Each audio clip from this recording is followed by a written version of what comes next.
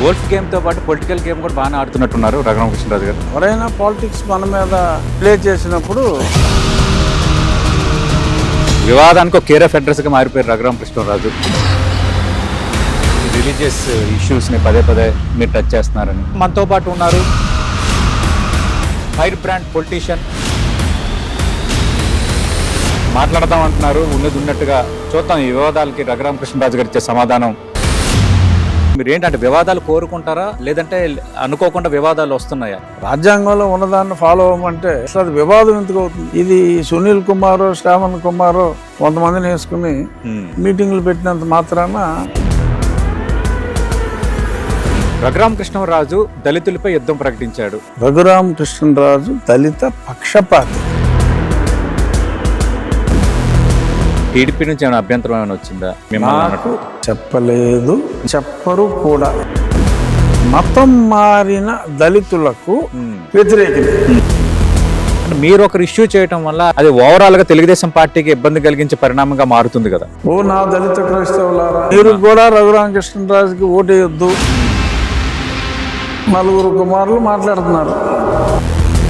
మీరు ఆ జడ శ్రావణ్ కుమార్ ఆయన మాకు ఒక టైం వస్తుంది, ఒక రోజు వస్తుంది, అప్పుడు మీరు పంచెలు ఎత్తుకుని పరిగె తీయాల్సిన సమయం వస్తుందని. మంచిది, ఆ సమయం కోసం ఆయన్ని ఎదురు చూస్తూ ఉండమని. ఈ జన్మ కాకపోతే ఆ పై జన్మ, పై జన్మ కాకపోతే ఇంకో జన్మలో అయినా వస్తుందేమో. స్పెషల్ ఇంటర్వ్యూలో భాగంగా మనతో పాటు ఉన్నారు ఫైర్ బ్రాండ్ పొలిటీషియన్, ఆంధ్రప్రదేశ్ శాసనసభ డిప్యూటీ స్పీకర్ రఘురామకృష్ణరాజు గారు. రఘురామకృష్ణరాజు గారు నమస్తే సార్. నమస్తే సతీష్. అంటే రఘురామకృష్ణరాజు గారు, మీరు ఏంటంటే వివాదాలు కోరుకుంటారా, లేదంటే అనుకోకుండా వివాదాలు వస్తున్నాయా? ఎందుకు మీరు ప్రతి సందర్భంలో వార్తల్లో ఉంటూనే ఉన్నారు?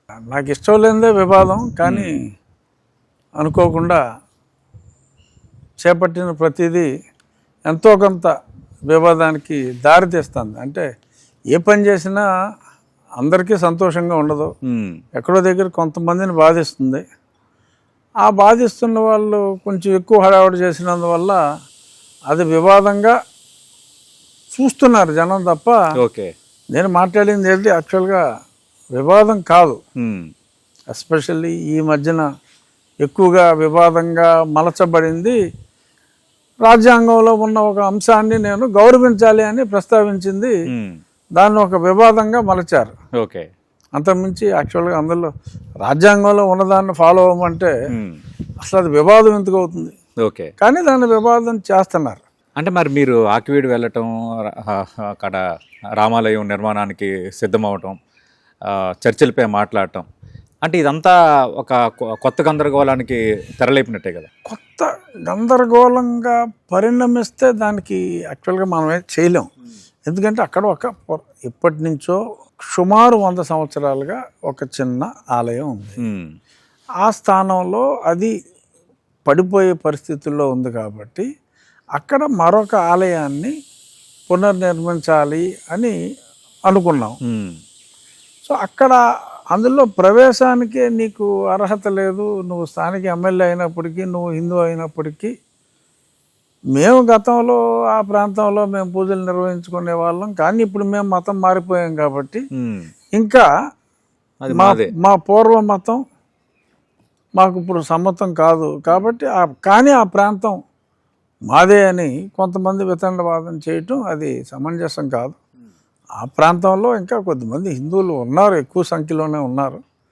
సో స్థలం మాది, అసలు దేవాలయంలో ప్రవేశానికే మీకు అర్హత లేదు అన్నట్టుగా మాట్లాడటం అది సమంజసం కాదు అని ఒక అనవసరంగా ఒక నూతన సంస్కృతి ఒరవడికి శ్రీకారం చుట్టినట్టు ఉండకూడదు అని బ్రేక్ వేయటం కోసం నేను మళ్ళీ దేవాలయమే నిర్మిద్దామని చెప్పటం. సో దాన్ని కొంతమంది వివాదంగా మార్చాలని చెప్పి చూశారు, అక్కడ యుద్ధ వాతావరణం క్రియేట్ చేశారు. బట్ ఫైనల్గా ప్రారంభించాం, పూర్తి చేస్తాం. అంటే యాక్చువల్గా వైఎస్ఆర్ కాంగ్రెస్ పార్టీ ఎంపీగా ఉన్న మీరు, వైఎస్ఆర్ కాంగ్రెస్ పార్టీ ఆ పార్టీ అధినేతతో వచ్చిన గ్యాప్, ఆ నేపథ్యంలో ఆ ఇష్యూ అనేది చాలా పెద్దగా అయిపోయింది. మీరు కూడా నిర్మోహమాటంగా మాట్లాడారు. వైఎస్ఆర్ కాంగ్రెస్ పార్టీ కూడా రాజకీయంగా మిమ్మల్ని టార్గెట్ చేసింది. ఆ పరిణామాల క్రమంలో మిమ్మల్ని పోలీసులు తీసుకువెళ్ళటం అది చాలా బిగ్ బ్రేకింగ్ అయిపోయింది, దేశం మొత్తం చూసింది. ఎందుకంటే రఘురామకృష్ణరాజు అనే వ్యక్తి 2 తెలుగు రాష్ట్రాలకు పరిమితమైన వ్యక్తి కాదు. ఢిల్లీలో మీకు హై లెవెల్ పరిచయాలు ఉన్నాయి, మొత్తం దేశం అంతా తెలిసిన వ్యక్తిత్వం ఇది. ఆ వివాదం ఒక మోడల్లో వెళ్ళింది. కానీ ఇప్పుడు ఈ వివాదానికి ఒక రిలీజియస్ టచ్ అనేది వచ్చింది. యాక్చువల్గా గోదావరి జిల్లాలో కొన్ని ఇష్యూస్ మాట్లాడుతుంటారు అనమాట. దళితులకి కాపులకి కొన్ని సెక్టర్స్లో పడదు, తర్వాత దళితులకి క్షత్రియ కమ్యూనిటీకి కొన్ని చోట్ల పడదు అన్న ఒక చర్చ, అంటే కులపరమైన విభేదాలే. కానీ ఇప్పుడు మీరు ఇష్యూలు ఏమైనా తర్వాత ఒక రిలీజియస్ కాన్ఫ్లిక్ట్ అనేది అక్కడ ఏర్పడిపోయింది. ఒక డిప్యూటీ స్పీకర్గా ఉన్నారు కదా, మీరు దాన్ని ఎలా చూస్తున్నారు? అంటే ఇక్కడ ఒక పర్టికులర్ కులంలో దళితులు ప్రిడామినెంట్గా మతం మారటం జరిగింది. నేను పోరాడేది ఇంకా మతం మారని దళితుల తరపున. రిజర్వేషన్లు ఉద్దేశించింది వారికే. సో మారిన వారికి రిజర్వేషన్లు వర్తించవు అని రాజ్యాంగంలో స్పష్టంగా పేర్కొన్నారు. కానీ వారే ఆ ఫలాలు పొందుతున్నారు. మతం మారని వారికి రావాల్సిన, ఎందుకంటే సగం మంది వెళ్ళిపోయారు అనుకోండి, మిగిలిన సగం మందికి అడ్వాంటేజ్, ప్రయోజనాలు అందాలి కదా, అందాలి. వీరికి అందకుండా ఎవరికైతే రాజ్యాంగం అనర్హులని నిర్దేశించిందో వారు అర్హులుగా పరిగణించబడి అసలైన అర్హులకి అవకాశాలు దక్కట్లేదు అనేది నేను రాజ్యాంగబద్ధంగా మాట్లాడేది. ఇప్పుడు క్లాష్ వచ్చి క్రైస్తవులతో కాదు, క్రైస్తవులుగా మారిన దళితులతో, దళిత క్రిస్టియన్స్తో కొంత క్లాష్ వచ్చిన మాట వాస్తవం. అది ఇంటెన్షనల్ కాదు, బట్ అలాగా అది పరిణమించిన మాట వాస్తవం. అది ఒప్పుకుని it has become an issue. నేననేది టిల్, అంటే వీళ్ళందరూ కోరుకుంటున్నారు ఎక్కడో మరి రేపో మాపో వాళ్ళు ఏదో మీటింగ్లు ఏవో పెట్టి దళిత క్రైస్తవులకి హక్కులు ఇవ్వాలి అని చెప్పి మీపై యుద్ధం కంటిన్యూ అవుతుంది కోరుకుంటున్నారు, వాళ్ళు కోరుకుంటున్నారు. సో దానికి జగన్మోహన్ రెడ్డి ప్రభుత్వం, చంద్రబాబు నాయుడు గారి ప్రభుత్వం గతంలో ఇది కన్సిడర్ చేయండి అని కేంద్ర ప్రభుత్వానికి ఒక రికమెండేషన్ లెటర్ లాగా అసెంబ్లీ తీర్మానాన్ని పంపారు. అవును. సో ఇది ఒక ఆంధ్ర రాష్ట్ర సమస్య కాదు, రైట్, భారతదేశానికి సంబంధించిన సమస్య. అవును. సో దేశ స్థాయిలో పార్లమెంట్లో కాన్స్టిట్యూషనల్ అమెండ్మెంట్ జరగాలి. So article 341 has to be amended. Absolutely. So ఆయనకి 2/3 మెజారిటీ కావాలి. ఇది సునీల్ కుమారో శ్రావణ్ కుమారో కొంతమందిని వేసుకుని మీటింగ్లు పెట్టినంత మాత్రాన అది అయ్యేది కాదు. రైట్. సో అక్కడ ఫైనల్గా అక్కడ డెసిషన్ అవ్వాలి. అది అయ్యే వరకు ఉన్నదాన్ని ఇంప్లిమెంట్ చేయాలి అంట నేను. అవును. అసలు దాని గురించి మాట్లాడటమే నేరం, ఘోరం. అటువంటి ఆలోచనే కరెక్ట్గా మీకు రాకూడదు, పైగా రాజకీయాల్లో ఉన్నవాడికి అసలు రాకూడదు అని ఆ మధ్యన ఎయిమ్ అనే ఒక సంస్థ వాళ్ళు సునీల్ కుమార్ నాయకుడు, అంబేద్కర్ ఇండియా మిషన్ అనేది ఉంది, అది కాంట్రవర్సీలు ఉన్నాయి. అది అమిటీ ఇంటర్నేషనల్ మిషన్ అని రిజిస్టర్ అయిందని ఏదో సమ్ ఇష్యూస్ వర్ దేర్. రేపో మాపో బయటకు వస్తాయి. ఓకే. బట్ అక్కడ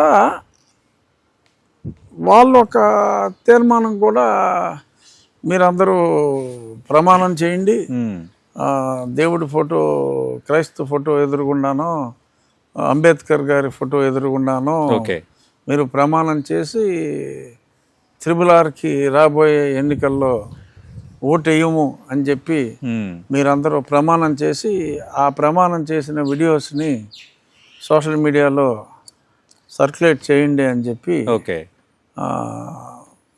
కూడా వాళ్ళు పిలిపిచ్చారు. పాపం స్పందన లేదు దానికి. ఓకే.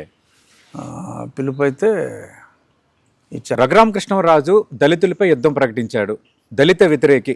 ఇది ఇప్పుడు వాళ్ళు ప్రధానంగా మీపై చేస్తున్న ఆరోపణ. దళిత వ్యతిరేకి కాదు, రఘురామకృష్ణరాజు దళిత పక్షపాతి. ఓకే. ఈ ప్రాసెస్లో ఈ దళిత పక్షపాతం వహించిన ఈ పరిణామ క్రమంలో మతం మారిన దళితులకు వ్యతిరేకిగా మారా. వారి ఉద్దేశంలో నేను అలాగే మారా. అంటే దళిత క్రిస్టియన్ వ్యతిరేక, దళిత క్రైస్తవులకు వ్యతిరేకిని. ఎందుకంటే దళితుల రిజర్వేషన్ మాకే కావాలి అని కోరుకుంటున్న దళిత క్రైస్తవులకి రాజ్యాంగంలోని ఆ అధికరణాన్ని మార్చేదాకా మీ కోరిక 341 మార్చాలి అన్న కోరిక అది అఫీషియల్గా రాజ్యాంగంలో ఆ సవరణ జరిగేదాకా మీరు మాట్లాడేది కరెక్ట్ కాదు అని నేను మాట్లాడుతున్నా. అది వారికి నచ్చట్లేదు. సో నచ్చట్లేదన్న సందర్భంలో వాళ్ళు కూడా అయితే మా ఓట్లు అక్కర్లేదా అని చెప్పి 1-2 సార్లు రెట్టించడం జరిగింది.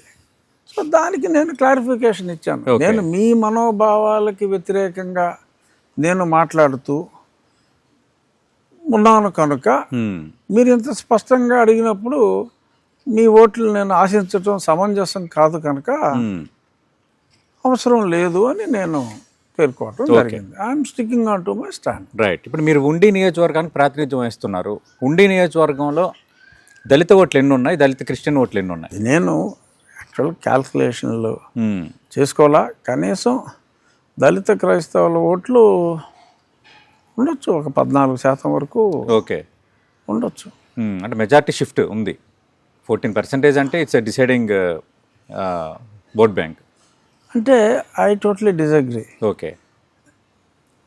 86 అంకె ఎక్కువ, 14 అంకె ఎక్కువ. 86 కదా. 86 అనేది 14కి ఎన్ని రెట్లు ఎక్కువ? 4 రెట్లు దాదాపు. 4.8 రెట్లు ఎక్కువ అట్లీస్ట్. అవును. సో అంచేత ఇంకా ఎక్కువే. సో అంచేత సో అది దట్ ఈస్ ఇమ్మెటీరియల్. ఓకే, ఎలక్షన్లో పోటీ చేసేవాడికి ప్రతి ఓటు కీలకమే, ఇంపార్టెంటే. అవును. బట్ నా గెలుపుకి 51 ఓట్లు చాలు. వాళ్ళందరూ ప్రతిజ్ఞలు చేసి ప్రమాణం చేసి. ఇంకోటి కూడా చెప్తున్నా, నాకు గత ఎన్నికల్లో కూడా ఆ 14%లో నాకు ఏదైనా 1% ఓట్లు వచ్చి ఉండొచ్చు. ఓకే. అంటే మీకు షిఫ్ట్ కాలేదు లాస్ట్ ఎన్నికల్లో. అంటే ఇప్పుడు రఘురామకృష్ణరాజు గారు, సరే మీ నియోజకవర్గం వరకు మీరు తీసుకున్నారు, మీరు మాట్లాడిన దాంట్లో సహేతుకత ఉండొచ్చు. కానీ లార్జర్ సెన్స్లో పార్టీలు అన్ని ఓట్ బ్యాంక్ పాలిటిక్సే చేస్తాయి. కామన్గా రాజకీయ పార్టీలు రాజకీయం చేస్తే అందులో ఓట్ బ్యాంక్ పాలిటిక్స్ చేస్తాయి. It's common. అవును. వైసీపీకి ఒక మోడల్ ఉంటుంది, టీడీపీకి ఒక మోడల్ ఉంటుంది, బీజేపీకి ఒక మోడల్ ఉంటుంది. అవును. జగన్మోహన్ రెడ్డి పార్టీ, తెలుగుదేశం పార్టీ ఇద్దరు కూడా అసెంబ్లీలో తీర్మానాలు చేశారు. అవును. సో వాళ్ళిద్దరూ ఆ పార్టీలు రెండు వీరి మనోగతం ప్రకారమే నడుచుకున్నాయి. అవును. సో అంచేత ఆ రెండు పార్టీల్లో ఈ 14% మంది ఎవరిని చూస్ చేసుకుంటారు అనేది వాళ్ళ ఇష్టం. ఓకే. నేనైతే నాకు అక్కర్లేదని చెప్పేసా. అది మీరు ఓపెన్గా చెప్పారు. అది నేను వ్యక్తిగతంగా చెప్పేశారు. కానీ ఇప్పుడు మీరు తెలుగుదేశం పార్టీకి ప్రాతినిధ్యం వహిస్తున్నారు. మీ పార్టీ అధినేత ముఖ్యమంత్రి, అలాగే తెలుగుదేశం పార్టీ తీర్మానం చేసి పంపించినప్పుడు మీరు డిఫర్ అవ్వడం అనేది మీ పార్టీకి నష్టం కలిగించే చర్య. నేను రాజ్యాంగాన్ని గౌరవిస్తున్నా. First of all any political party they shall abide by the constitutional provision. Right. ఆ అండర్టేకింగ్ ఇచ్చే ఏ పార్టీ అయినా ఇన్కార్పొరేట్ చేస్తారు. రాజ్యాంగానికి లోబడి నేను పనిచేస్తాను అని. అవును. But they have the freedom to propose for a change. Right. They can propose for the change. Right. But so long as that is in force they cannot undo it. They may propose to change it. Right. నేను ఒక రాజ్యాంగబద్ధ పదవిలో ఉన్నా. అవును. నేను రాజ్యాంగబద్ధ పదవిలో ఉన్నంత వరకు నేను రాజ్యాంగాన్ని గౌరవించవలసిన బాధ్యత నా మీద ఉంది. So I cannot, if I have to choose between the party and the constitution, so long as I'm in the post of right Deputy Speaker, which is a constitutional post, I have to lean towards the constitutional provision than the decision of the party. Right. Because I am supposed to be apolitical. Avunu. I am supposed to be apolitical. Right. So, kabatti, I have to lean towards the constitutional provision. So, anchata na moggite untundi. Okay. Sir, అంటే మీరు being a citizen of India, being a politician, rather than being a constitutional positioned man, మీరు ఆ deputy స్పీకర్గా ఆ పదవిలో ఉన్న మీ ఆలోచన విషయంలో ఒక రకమైన ఆరోగ్యకరమైన ఆస్పెక్ట్ కనిపిస్తుంది నాకు కూడా. కానీ ఇక్కడ ఏంటంటే మీరు తెలుగుదేశం పార్టీకి రిప్రజెంట్ చేస్తున్నప్పుడు తెలుగుదేశం పార్టీకి సంబంధించి కూడా ఇప్పుడు రాష్ట్రంలో ఉన్న దళితులు, దళిత క్రిస్టియన్లు, కొందరు అంటారు దళితుల కంటే దళిత క్రిస్టియన్లు ఎక్కువ అనే కూడా అనేవాళ్ళు ఉన్నారు, కొన్ని లెక్కలు తీసేవాళ్ళు ఉన్నారు. అంటే మీరు ఒకరు ఇష్యూ చేయటం వల్ల అది ప్రతిపక్షాలకు ఒక అస్త్రంగా మారి అది ఓవరాల్గా తెలుగుదేశం పార్టీకి ఇబ్బంది కలిగించే పరిణామంగా మారుతుంది కదా. అలా ఎప్పుడైనా ఆలోచిస్తున్నారా? ఇక్కడ ఒక సింపుల్ లాజిక్, రాజకీయాలు వదిలేసేసేది ఒక్క నిమిషం పక్కన ప్లీజ్. నేనేమి అసలు రాజకీయాల జోలికి వెళ్ళలా. రైట్. కానీ నేను మాట్లాడిన దాన్ని వైఎస్ఆర్ కాంగ్రెస్ పార్టీ తప్పు పట్టిందా? టు మై నాలెడ్జ్ వాళ్ళ అఫీషియల్గా ఎక్కడ తప్పు పట్ల ఖండించలే. నేను తప్పు మాట్లాడుతున్నాను అని ఖండించలేదు. ఓకే. ఎందుకని? సునీల్ కుమారు, శ్రావణ్ కుమారు, ఇంకేదో పార్టీ పెట్టుకున్న ఇంకో కుమారు, ఎవరో నలుగురు కుమారులు మాట్లాడుతున్నారు తప్ప major political party leaving this కూటమి YSR Congress party major party. అవును. ఓకే, వాళ్ళ Jaganmohan Reddy is not a Dalit, is a Christian, but is not a Dalit. అవును. So but why are they keeping quiet? ఎందుకని రఘురామకృష్ణరాజు తప్పు మాట్లాడుతున్నాడు, ఓ నా దళిత క్రైస్తవులారా మీరు కూడా రఘురామకృష్ణరాజుకి ఓటేయొద్దు అని ఎందుకు అంటలేదు? రైట్. అలా అన్న రోజు నాకు 84% పడిపోతాయి, అందుకని అలా అనరు. ఓకే. రైట్. అంటే కాదు, అంటే టీడీపీ నుంచి ఏమైనా అభ్యంతరం ఏమైనా వచ్చిందా, లేదంటే ఇలా మాట్లాడొద్దు ఇది పార్టీకి లార్జర్ సెన్స్లో నష్టం కలిగించే చర్య అని ఇప్పుడు అలా నాకు చెప్పలేదు, చెప్పరు కూడా. ఎందుకంటే నేను నీతో మాట్లాడినప్పుడు కూడా స్పష్టంగా this is my view point in view of my position. నేను రాజ్యాంగం పక్షమే వహించవలసిన బాధ్యత నా మీద ఉంది. అండ్ ఏ పొలిటికల్ పార్టీ కూడా నువ్వు రాజ్యాంగానికి అనుగుణంగా మాట్లాడటం తప్పు అని చెప్పలేదు. రాజకీయం ఓకే, అందరు ఓట్లు కావాలనుకుంటారు. అవును. బట్ నేను అనేది in your anxiety to get maximum votes, basic ప్రిన్సిపల్కి నువ్వు డీవియేట్ అవ్వటం కరెక్ట్ కాదు అనేది నా అభిప్రాయం. ఓకే. అండ్ పాలిటిక్స్లో నీకు 151 కోట్లు వస్తే చాలు కదా. అవును. ఆ పైన నీకు ఎంత వచ్చినా. అవును. అంటే ఇప్పుడు టీడీపీ తీర్మానం చేసి పంపించింది వాళ్ళ ప్రభుత్వ హయాంలోనే, మీరు దాంతో డిఫర్ అవుతున్నారు. అంటే ఇది రేపొద్దున ఒక ఇష్యూకి ఒక కారణం అవుదా? అంటే టీడీపీని మిగతా వాళ్ళు కార్నర్ చేయడానికి ఇది ఒక అస్త్రం అవుదా? అందుకే నేను చెప్తున్నాను క్లియర్గా, ఇది నా వ్యక్తిగత అభిప్రాయం, ఇది పార్టీ అభిప్రాయం కాదు. పార్టీ అభిప్రాయం దళిత క్రైస్తవులకు ఈ హక్కులు, ఈ రిజర్వేషన్లు వర్తింప చేయాలి అనేది ఒక పార్టీగా తెలుగుదేశం పార్టీ అభిప్రాయం. నేను ఈ అమెండ్మెంట్ వచ్చేదాకా నేను ఉన్నదాన్ని గౌరవించాలి అని చెప్తున్నాను తప్ప అది తప్పు అని నేను అంటలా. తెలుగుదేశం పార్టీ నిర్ణయం తప్పు అని నేను అంటలా. రైట్.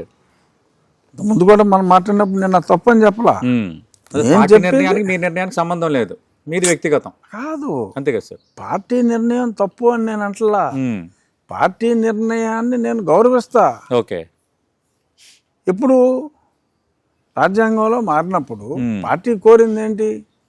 రాజ్యాంగంలో మార్చండి దాన్ని అని కోరారు. అవును. ఇప్పుడు ఇంప్లిమెంట్ చేయమని, ఆ మార్పు లేకుండా ఇంప్లిమెంట్ చేయాలి, నేను నా రాష్ట్రంలో చేసేస్తాను నా ఇష్టం చెప్పలేదు కదా. అవును. అది అక్కడ అమెండ్మెంట్ జరగాలి కదా. జరగాలి కదా. అవును. సో నేను అన్నదే వాళ్ళు అన్నదే, నేను హార్ష్గా చెప్తున్నా. రైట్. ఏ పార్టీ అయినా జగన్మోహన్ రెడ్డి ప్రపోజ్ చేశాడు, ఇవ్వగలిగాడా? ఓకే. ఇవ్వలేకపోయాడు కదా. అంటే ప్రపోజలే సేమ్ మీరు పంపించినట్టు వాళ్ళు పంపించారు, మీ ప్రభుత్వం పంపించినట్టు. ఏం చెప్పేదంటే ఓకే. ఆ వచ్చేదాకా ఉన్నదాన్ని మనం ఫాలో అవుదాము అని చెప్తున్నా. ఓకే. అంతే. పార్టీ అభిప్రాయాన్ని ఏదైతే ప్రపోజ్ చేసిందో దాన్ని నేను గౌరవిస్తున్నా. రైట్. ఆ మార్పు జరిగేదాకా ఉన్నదాన్ని గౌరవించవలసిన బాధ్యత మన మీద ఉంది. నువ్వు ప్రపోజ్ చేసినంత మాత్రాన జరిగిపోయిందని చెప్పి జరగకుండా ఉన్నదాన్ని జరిగిపోయినట్టుగా భావించి మనం ముందుకెళ్ళిపోవాలి. ఓకే. రాజ్యాంగాన్ని గౌరవించమని చెప్పడం ఈ విషయంలో తప్పు అని ఎవరో మాట్లాడలేరు. రైట్. అంటే మరి టెంపుల్ వివాదానికి ముందు మీరు ఎప్పుడైనా ఇది మాట్లాడారు? ఆ టెంపుల్ వివాదం జరిగిన తర్వాత మాట్లాడడాన్ని ఎలా అర్థం చేసుకోవాలి? ఇది నేను 5 సంవత్సరాల క్రితం మాట్లాడాను. నా ఎన్నో రచ్చబండల్లో కూడా మాట్లాడాను. ఓకే. ఎన్నో రచ్చబండల్లో కూడా మాట్లాడాను. నా మీద ఫస్ట్లో ఎస్సీ అట్రాసిటీ కేసెస్ పెట్టినప్పుడే నా మీద పెట్టిన ఎస్సీ అట్రాసిటీ కేసు పెట్టిన వ్యక్తి పేరు కెనడీ. ఓకే. అతను హిందువే కాదు, ఇది చెల్లదు అని కూడా నేను ఓకే అప్పుడే 5 ఏళ్ల క్రితమే మాట్లాడా. ఓకే. అంటే ఇష్యూ పై మాట్లాడడానికి బలమైన కారణం అది, అంటే మీ పైన ఎస్సీ ఎస్టీ అట్రాసిటీ కేసులు కొందరు వేయటం. అప్పుడు I had come to know. Right. ఇవన్నిటి ఇదేంటని తెలుసుకునే అవకాశం నాకు అప్పుడు కుదిరింది. ఓకే. రైట్. అంటే ఇప్పుడు అక్కడ టెంపుల్ వివాదంతో మీరు ఆగలేదు, అంటే ఇక్కడ దేవాలయాల కంటే చర్చిలు ఎక్కువ ఉన్నాయని అన్నారు. ఆ ఇంటెన్షన్ ఎలా చూడాలి? కాదు, ఇంటెన్షన్ కాదు. అక్కడ జడ శ్రావణ్ కుమార్ గారు ఒక అంశం లేవనెత్తారు. పర్మిషన్ లేకుండా దేవాలయ నిర్మాణం ఎలాగ జరుగుతుంది అనే ఒక ఇష్యూ, అద్భుతమైన అంశాన్ని ఓకే ఆయన లేవనెత్తారు. సో నేను అకాడమిక్గా ఓహో అందరూ ఇలాగా, నేను పర్మిషన్లు అన్నీ తీసుకునే మొదలుపెట్టాను. రైట్. అవును. సో ఆయన చెప్పిన సూచన మేరకే ఏంటి ప్రొసీజర్ ఏంటని. సో ఆ ప్రాసెస్లో చర్చిల్ని అతిగా సమర్థించే జడగారు ఓకే ఆ చర్చిలకి ఎలాగ పర్మిషన్ తీసుకుంటున్నారు, ఎంతమంది తీసుకుంటున్నారు అనేదాన్ని పరిశీలిద్దాం అనే ఒక ఉత్సాహంతో పరిశీలిస్తే 90% అనుమతులు లేవు. రైట్. మీ నియోజకవర్గంలో? ఆంధ్ర రాష్ట్రంలో. ఓకే. ఆంధ్ర రాష్ట్రంలో మొత్తం మీరు వివరాలన్నీ సేకరించారు? అంటే బియ్యం మొత్తం అంతేనండి. ఉడికిందో లేదో చూడక్కర్లేదు, ముట్టుకుంటే సరిపోద్దిగా. అవును. అక్కడోటి అక్కడోటి అక్కడోటి అక్కడోటి చూస్తే ఎక్కడా కూడా ఓకే లేవు. సో అది ఇలాగా లేవు. అయినప్పటికీ నేనైతే అనుమతి తీసుకుంటాను. వాటికైతే లేవు, లేని వాటికి ఏం చేయాలో జడ శ్రావణ్ కుమారే ఆయన సూచించాడు. రైట్. అనుమతి లేకుండా కట్టడానికి వీల్లేదని ఆయన చక్కటి సూచన చేశాడు. రైట్. మీరు దాన్ని ప్లస్గా మార్చుకున్నారు? ప్లస్ లేదు, మైనస్ లేదు, చెప్పా. రైట్. అతను మాట్లాడిన దాన్ని కొంచెం ఎలాబొరేట్ చేశాను. సరే మళ్ళీ వాళ్ళు అబ్బాయి తప్పది, అసలు మా గురించి మాట్లాడటమే నేరం, అసలు మాట్లాడాలన్న ఆలోచన రావటమే పాపం ఓకే అన్నట్టుగా వాళ్ళు మాట్లాడుకుంటున్నారు. అదృష్టం ఏంటంటే ఈ రోజుకి నేను ఒక్కనే తప్పితే ఇంకో రెండోవాడు ఎవరు లేడు మాట్లాడేవాడు. ఎందుకో నాకు అర్థం కాదు. రైట్. అంటే ఎందుకు మిగతా వాళ్ళు మాట్లాడలేదు? ఎందుకు? ఏమైనా రాజకీయంగా ఇబ్బంది అవుద్దన్న ఆలోచనలు ఏమైనా ఉన్నారా? ఎందుకు వ్యతిరేకం కావాలనే భావనలో ఉన్నారా? ఏమో. ఎందుకంటే ఇప్పుడు మీరు లేవనెత్తిన పాయింట్ సంబంధించి ఎక్కువ మంది మీకు మద్దతుగా మాట్లాడలేదు, సమస్య ఒకటి. రెండోది ఏంటంటే ఇది దీన్ని హిందూ వర్సెస్ క్రిస్టియన్ వివాదంగా మార్చేశారు. పబ్లిక్గా మాట్లాడలేదు, నాకు మద్దతుగా కొన్ని వేల మంది మాట్లాడుతారు ప్రైవేట్గా. రైట్. పబ్లిక్గా మాట్లాడతారు. రైట్. మీరు ఆ జడ శ్రావణ్ కుమార్ ఆయన అంశాన్ని ప్రస్తావించారు కాబట్టి ఆయన మొన్న కామెంట్ చేశారు, మాకు ఒక టైం వస్తుంది, ఒక రోజు వస్తుంది, అప్పుడు మీరు పంచెలు ఎత్తుకొని పరిగె తీయాల్సిన సమయం వస్తుందని. మంచిదే. ఆ సమయం కోసం ఆయన్ని ఉమ్. ఎదురు చూస్తూ ఉండాలని కోరుకుంటున్నా. ఓకే. పిసుగు చెందొద్దు. ఓకే. ఈ జన్మ కాకపోతే ఆ పై జన్మ కాకపోతే ఇంకో జన్మలో అయినా వస్తుందేమో. మళ్ళీ మీరు మానవ జన్మ ఎత్తితే తప్పనిసరిగా ఎన్ని జన్మలైనా వేచి చూడమని, ఓకే. మీ ఆశయం నిజం కావాలని. రైట్. అంటే మీ మాటల్లో ఒక లైఫ్ గురి కనిపిస్తున్నారు రఘురామకృష్ణరాజు గారిలో. అంటే మరి పంచులేంటో ఆయన సూట్ వేసుకుంటాడు కాబట్టి అవును. మరి పంచులు వేసుకున్న వాడకం కంపారిటివ్లీ తక్కువే కదా. ఏమంటే నేను అప్పుడప్పుడు పంచులు వేసుకుంటాను. అవును.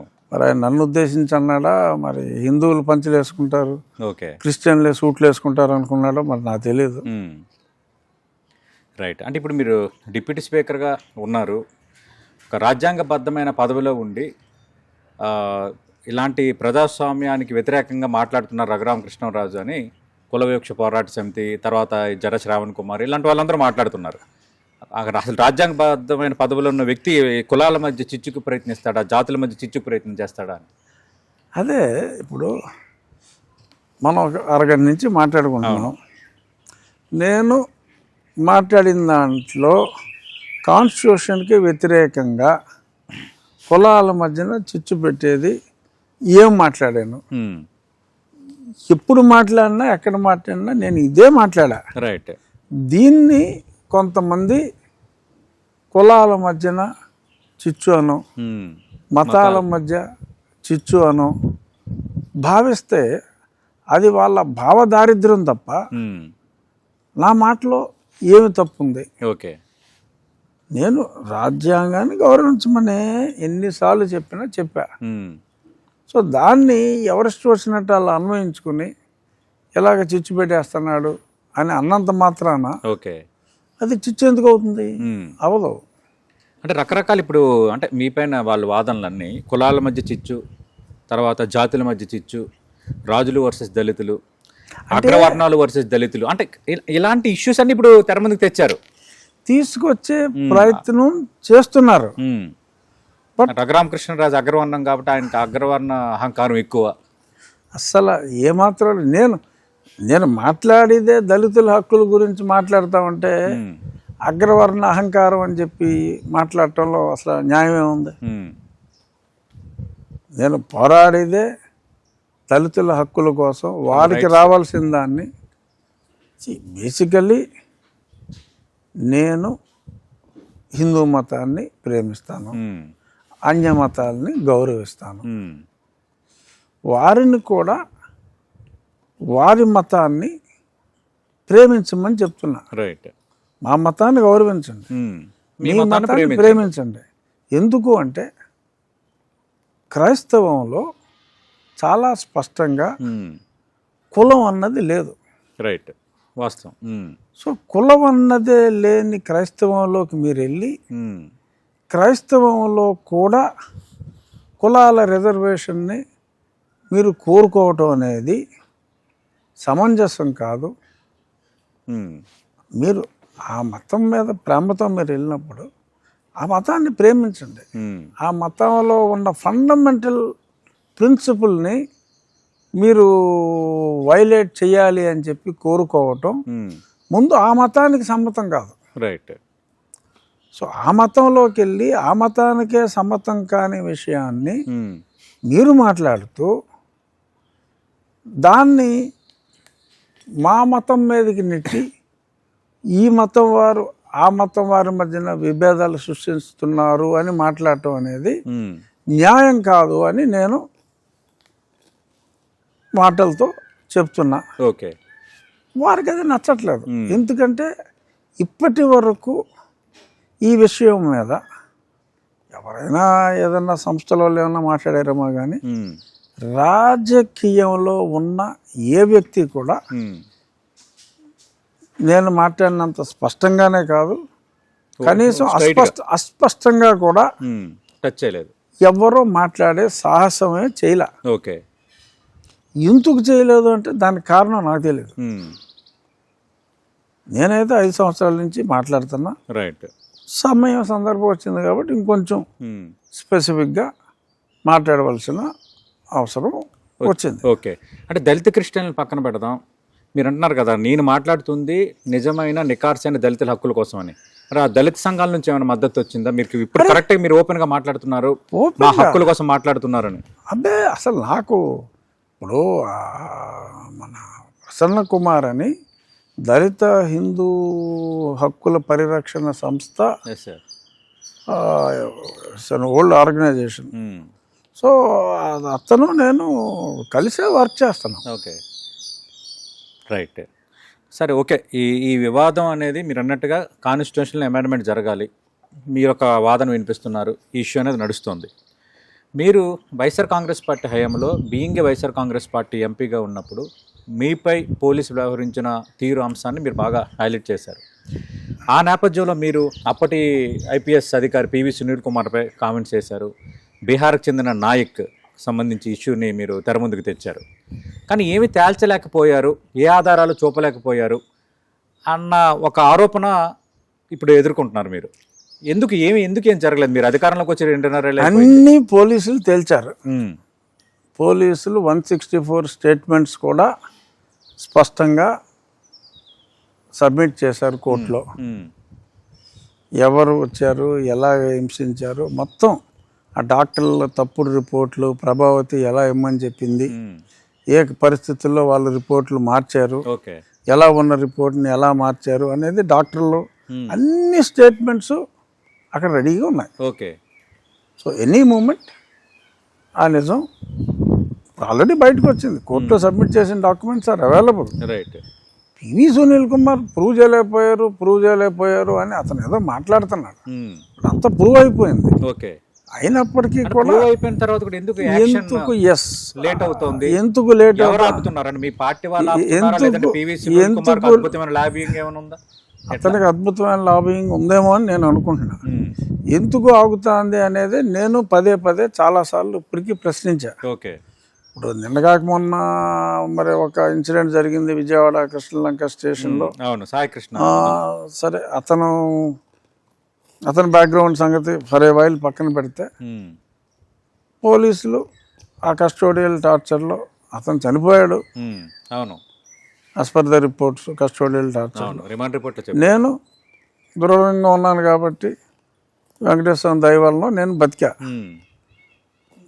అదర్వైజ్ పెద్ద తేడా ఏం లేదు. ఓకే, అంత దారుణంగా హింసించారు, అన్ని రిపోర్ట్లు ఉన్నాయి క్లియర్గా. మరి ఇక్కడ అంత ఉదాసీనత, ఈ నాగరాజుని అరెస్ట్ చేసేసి జైల్లో పెట్టిన అంత సీరియస్నెస్లో 5వ వంతు కూడా పివి సునీల్ కుమార్ మీద ఎందుకని లేదో మరి నేను ప్రశ్నిస్తున్నాను. ఓకే, అంటే మీరు ప్రశ్నించడం ఇప్పుడు ఆశ్చర్యకరం. ఎందుకంటే మీరు డిప్యూటీ స్పీకర్గా ఉన్నారు, కేంద్రంలో ఎన్డీఏ అధికారంలో ఉంది, ఇక్కడ ఎన్డీఏ అధికారంలో ఉంది, స్పష్టమైన ఆధారాలు ఉన్నాయి, మిమ్మల్ని టార్చర్ పెట్టారు అనటానికని ఆల్రెడీ పొందుపరిచాను మీరు ఓపెన్గా చెప్తున్నారు. మీరు అలాంటి విషయాలు అబద్ధాలు చెప్పారు, వాట్ యు ఆర్ అనేది. అయినా ఇవన్నీ కళ్ళెదుటి కనిపిస్తున్నప్పుడు కూడా హ్యాపీగా పివి సునీల్ కుమార్ ఉన్నారు. అంటే రఘురామకృష్ణరాజు మాట నడవట్లేదా ప్రభుత్వంలోని? ముఖ్యమంత్రి కానీ తెలుగుదేశం పార్టీ కానీ కన్సిడర్ చేయట్లేదా? ఏం జరుగుతుంది అసలు? డెఫినెట్గా కొన్ని నిజాలు ఒప్పుకుని తీరాలి. అక్కడ అన్ని స్టేట్మెంట్స్ వివరాలు ఉన్నాయన్నది నిజం. ఎందుకంటే కోర్టులో సబ్మిట్ చేశారు. సునీల్ కుమార్ నాయక్ బెయిల్ ఇవ్వడానికి వీల్లేదు అని ఎప్పుడైతే రిజెక్ట్ చేయమని చెప్పి ప్రభుత్వం మాట్లాడిద్దో, investigating officer Damodar SP submitted lot of details the court. అది ఓపెన్ డాక్యుమెంటే. అయినప్పటికీ మరి పివి సునీల్ కుమార్ మీద ఎందుకు ఉదాసీనత అనేది నాకు కూడా ఆశ్చర్యాన్ని కలిగించే అంశం. అంటే ఇంత కీలకమైన అంశం కదా, మీరు దీనిపైన శోధించుంటారు కదా, అసలు ఎందుకు ఏంటి?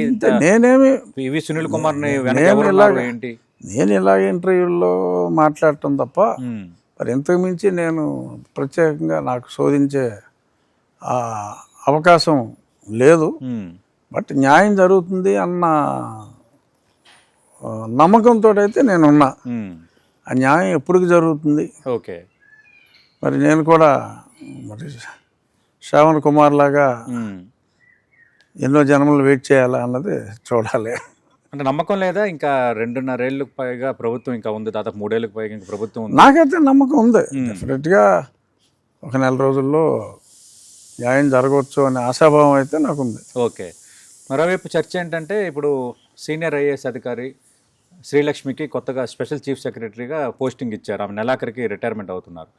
పివి సునీల్ కుమార్ కూడా అది జరగబోతోంది అని ఒక చర్చ జరుగుతోంది. అంటే ఏమో, బట్ నాకు తెలిసినంత వరకు అవకాశం లేదు. ఓకే. ఎందుకంటే ఈ శ్రీలక్ష్మి గారు సస్పెన్షన్లో లేరు. అవును. పోస్ట్ లేదు అంతే తప్ప అవును. She was not under suspension.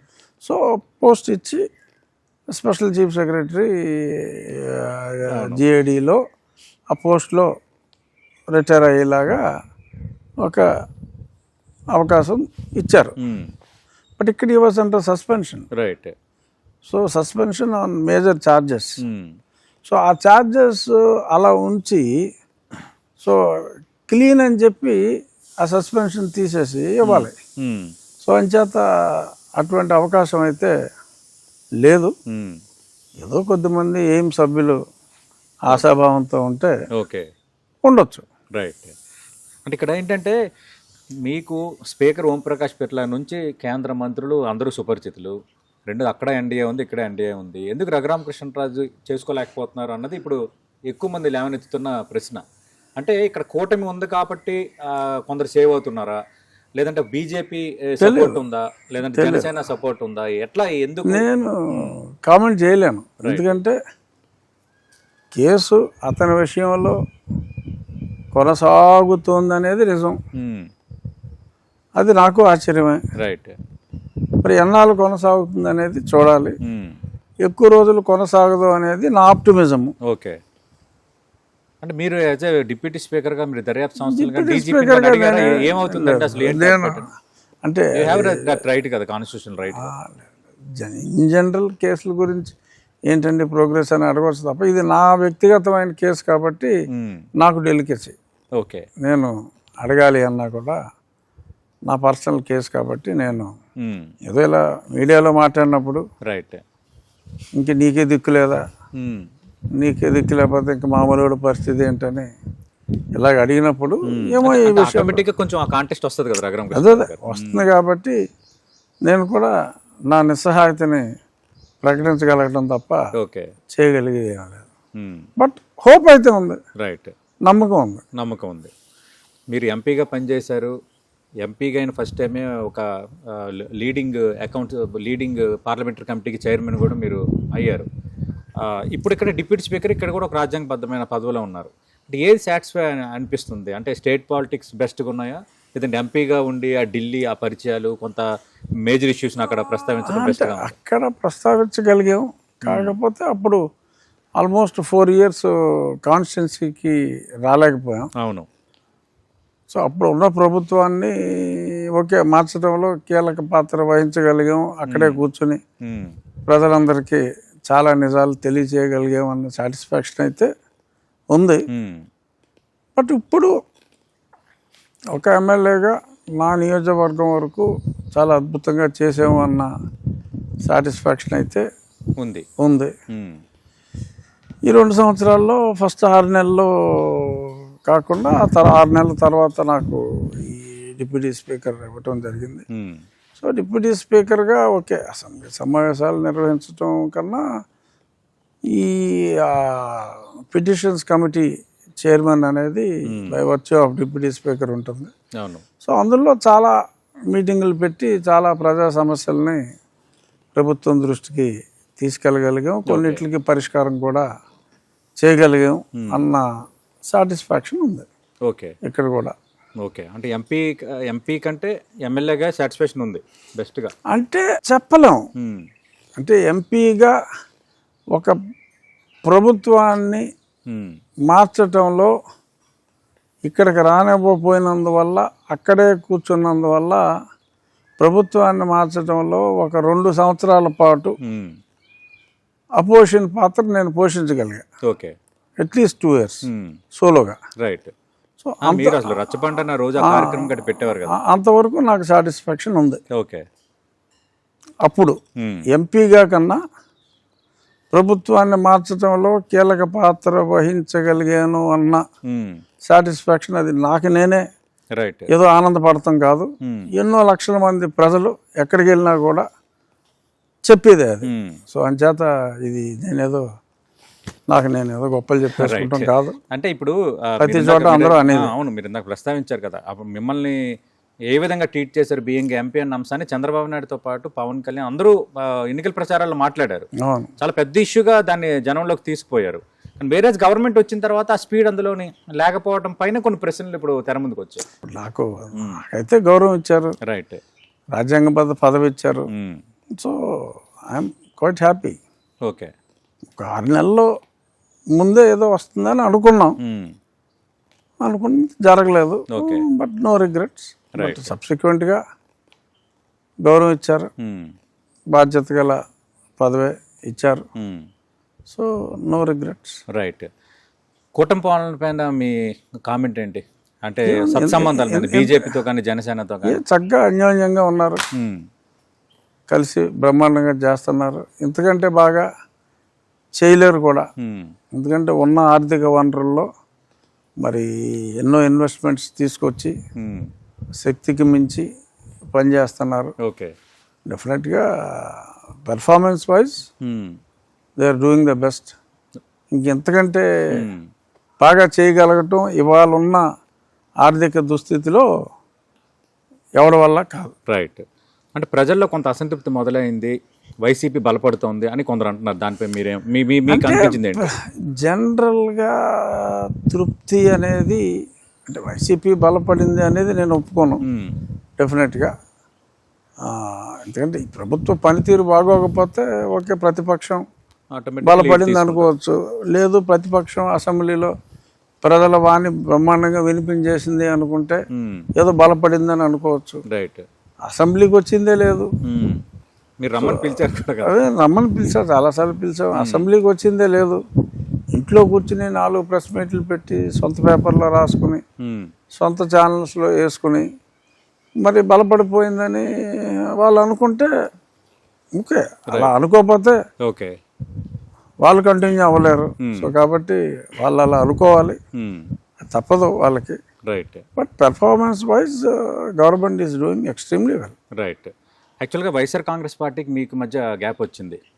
ఇంకా ఆ పార్టీలో మీకు కొందరు నేతలతో ఏమైనా సత్సంబంధాలు ఉన్నాయా రాజకీయాలకు? నాకు రాజకీయాలకి అతీతంగా వైఎస్ఆర్ కాంగ్రెస్ పార్టీలో ఉన్నప్పుడు కూడా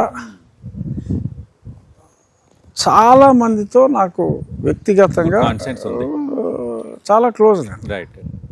వ్యక్తిగతంగా జగన్మోహన్ రెడ్డి తోటి ఓకే, పర్సనల్గా డిఫరెన్సెస్ వచ్చినాయి.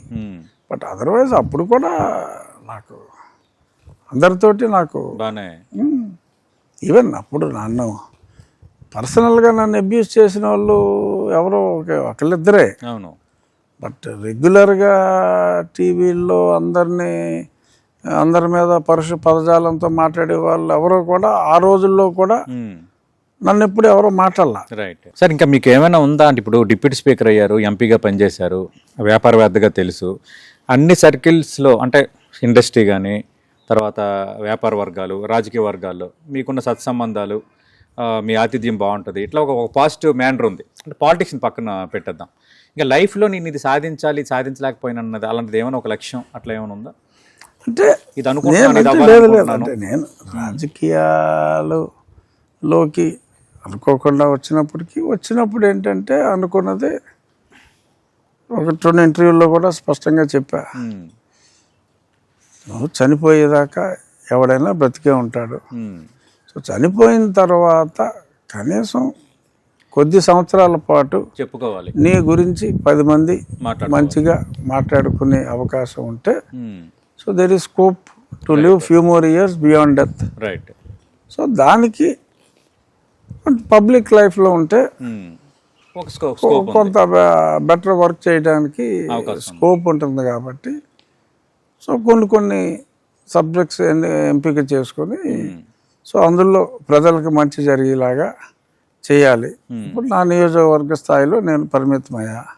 సో నా నియోజకవర్గంలో మెనీ ఇయర్స్గా కొన్ని దశాబ్దాలుగా జరగనవి, అది మంచినీళ్ళు, ఇంటింటికి మంచినీళ్ళు కావచ్చు, సాగునీరు కావచ్చు, స్కూల్స్ డెవలప్మెంట్ కావచ్చు, ఈ అన్నిటిలోనూ రిమార్కబుల్గా ఇప్పుడు కాలువగట్లు ఎక్కడ పడితే అక్కడ ఆక్రమించారు, సాగునీటి ప్రవాహానికి ఇబ్బంది, డ్రైనేజ్ ప్రవాహానికి ఇబ్బంది, ఆ పంట కాలాల్లోకి ఆ ఇళ్లలోని మురిగెళ్ళిపోయి ఆరోగ్యానికి ఇబ్బంది.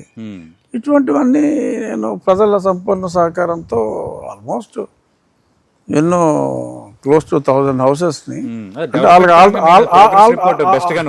ఆల్టర్నేట్ సైట్లు ఇచ్చి సో ఆ కాలనీస్ అన్ని డెవలప్ చేసి పంపించాం.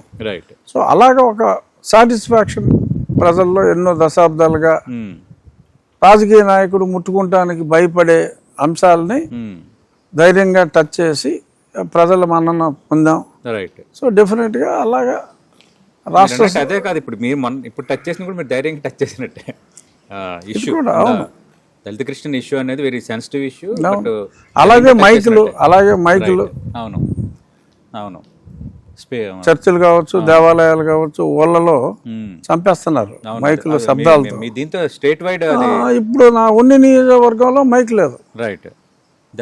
నాట్ ఏమైనా సింగిల్ మైక్. దేవాలయాలు లేవు, చర్చిలు లేవు. రైట్. Great sir. మీలాగా కొందరు పొలిటీషియన్స్ ఆలోచిస్తున్నారు, ఆలోచన కంటిన్యూ అవ్వాలి for the sake of people అనేది. అవును. అంటే మనం పోయిన తర్వాత నలుగురు చెప్పుకోవాలన్న మోడల్ ఇప్పటికీ కొందరు నేతల కోసం మనం మాట్లాడుకుంటాం. రాజశేఖర రెడ్డి, ఎన్టీ రామారావు, ఇట్లా కొందరి కోసం మాట్లాడుకుంటాం. వాళ్ళ టైంలో రామచంద్రన్ ఉన్నారు. మన ఇది తీసుకుంటే రియల్లీ ఆ స్పిరిట్ మీరు కంటిన్యూ చేయాలి. మనం చూస్తున్నాం 5 బ్రాండ్ పొలిటీషియన్ రఘురామకృష్ణరాజు గారు చాలా క్లారిటీగా చెప్తున్నారు. ముందు నుంచి కూడా నేను దళితులకు వ్యతిరేకం కాదు, దళితులు క్రిస్టియన్స్ అంశంకే వ్యతిరేకం. ఇది రాష్ట్ర ప్రభుత్వాలు ఒక తీర్మానం చేసినంత మాత్రాన కాదు, జాతీయ లెవెల్లో 341 అధికరణం అమెండ్మెంట్ అయితే నేను దానికి వ్యతిరేకం కాదు. తెలుగుదేశం పార్టీ తీసుకున్న నిర్ణయానికి, నా నిర్ణయానికి, ఆ నిర్ణయాన్ని నేను గౌరవిస్తున్నాను, కానీ ఇది నా వ్యక్తిగత నిర్ణయంగానే చూడాల్సిన అంశం ఉందంటున్నారు. ఖచ్చితంగా గతంలో నన్ను ఎవరైతే ఇబ్బంది పెట్టారో ఆ విషయంలో నాకు న్యాయం అనేది జరుగుతుంది, కొంచెం ఆలస్యం అవ్వచ్చుగా న్యాయం జరగడం మాత్రం పక్కా అని రఘురామకృష్ణరాజు గారు ఆశాభావం వ్యక్తం చేస్తున్నారు. ఇది ఆంధ్రప్రదేశ్ శాసనసభ డిప్యూటీ స్పీకర్ రఘురామకృష్ణరాజు గారితో 99 టీవీ స్పెషల్ ఇంటర్వ్యూ.